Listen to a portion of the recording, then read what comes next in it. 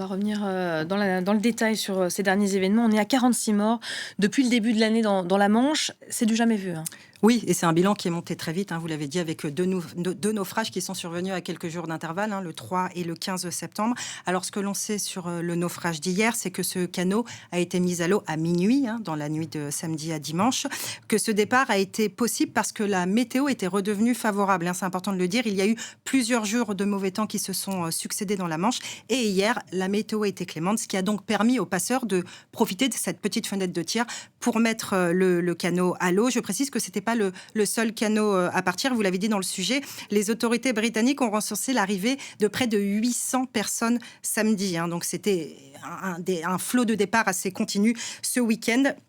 Et selon le préfet du Pas-de-Calais, qu'on a aussi entendu dans votre sujet, Jacques Billan, qui a tenu un point presse hier, il rappelait que, évidemment, les canaux utilisés pour les traversées sont sous-motorisés, sous-gonflés, et que les personnes qui étaient à bord de ce canot étaient originaires d'Érythrée, du Soudan, de Syrie, d'Afghanistan et d'Iran.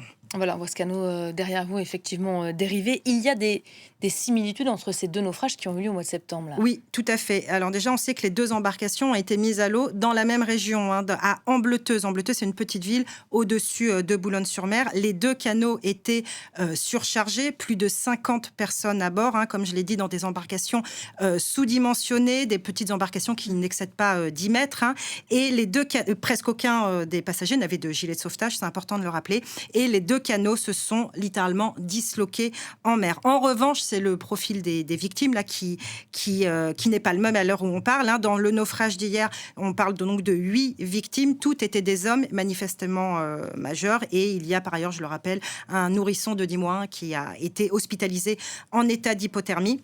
Alors que pour le naufrage du 3 septembre, parmi les 12 décès, il y avait des femmes, 10 étaient des femmes, et il y avait aussi malheureusement des mineurs. Est-ce qu'on a des pistes pour expliquer ces chiffres en nette augmentation ?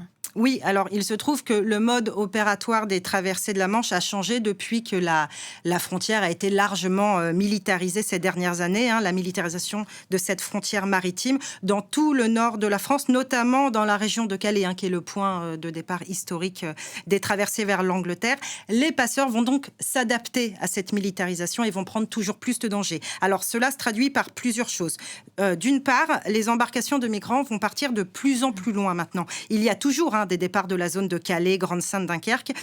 Mais la zone est tellement surveillée par la police que les passeurs vont prendre la mer un peu plus bas, vers Boulogne-sur-Mer. On l'a vu, c'est le cas de ces deux naufrages, mais voire d'encore plus bas, notamment de la zone de la baie de Somme.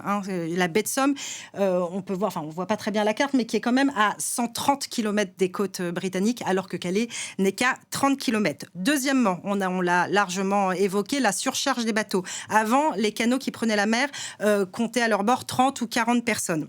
Aujourd'hui, les passeurs vont charger les embarcations. On parle de 60 personnes, comme c'est le cas dans ce dernier naufrage, voire parfois de 100 personnes, dans des cas exceptionnels, dans des toutes petites embarcations précaires. Alors pourquoi ? Il faut savoir qu'il y a de moins en moins de canaux disponibles. Les pays européens, dans leur lutte contre les passeurs, luttent aussi contre les réseaux d'approvisionnement de ces canaux. Les passeurs ont donc moins de canaux à leur disposition. Ils vont donc les remplir un maximum pour augmenter les chances de passage.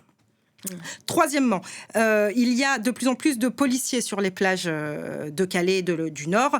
Et comme il y a de plus en plus de policiers, il y a forcément plus de cohues, de précipitations au moment de de monter sur les canaux. On va se bousculer, on se marche dessus. Et tout ça, je le rappelle, se passe souvent de nuit ou à l'aube avec très peu de luminosité, ce qui entraîne évidemment des risques élevés de malaise, de piétinement et malheureusement de noyade aussi. Voilà pour 3 des raisons qui effectivement explique ces chiffres en nette augmentation. Merci beaucoup, Charlotte. Je rappelle que à la suite de ce drame dans la Manche, le Premier ministre britannique rencontre aujourd'hui à Rome son homologue italienne, Giorgia Meloni, qui fait face, elle aussi, à des arrivées de migrants via la Méditerranée. Au programme de cette rencontre, la lutte donc contre l'immigration illégale. On aura forcément l'occasion d'y revenir. Merci beaucoup, Charlotte.